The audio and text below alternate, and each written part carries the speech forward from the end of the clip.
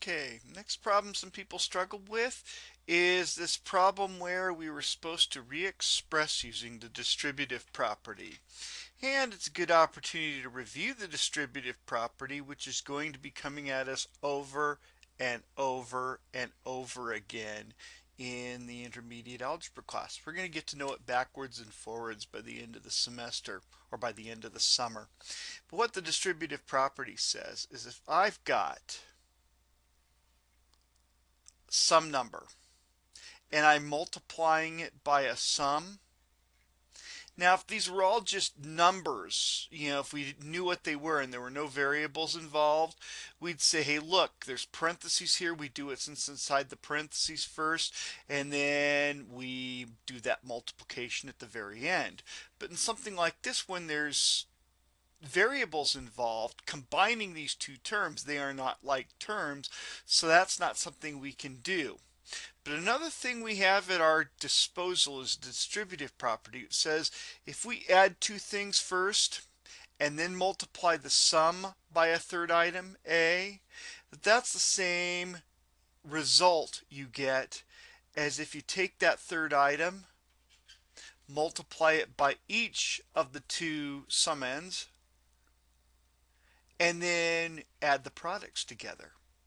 So A times the quantity, B plus C equals A times B plus A times C. So when we use that here, the two summands, and it works for subtraction too, are this entire expression 1/3 x and this number 14.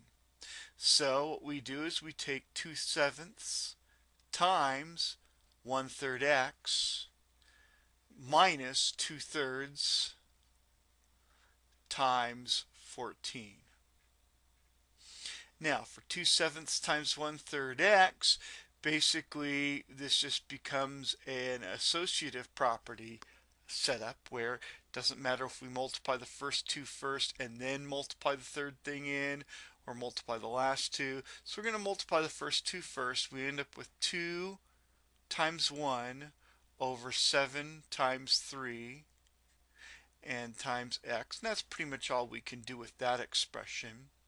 Multiplying 2/3 by 14, since multiplying fractions is so easy, let's go with, it's the easiest thing you can do with fractions really.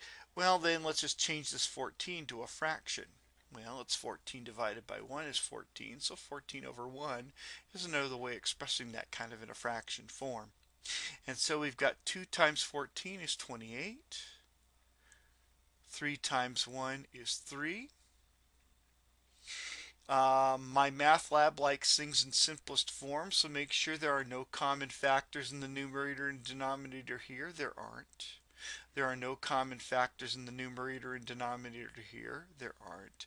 And we are done. So distributive property, you got to remember that, if you can remember that in terms of these letters, the rule is A times the quantity, B plus C, equals A times B plus A times C.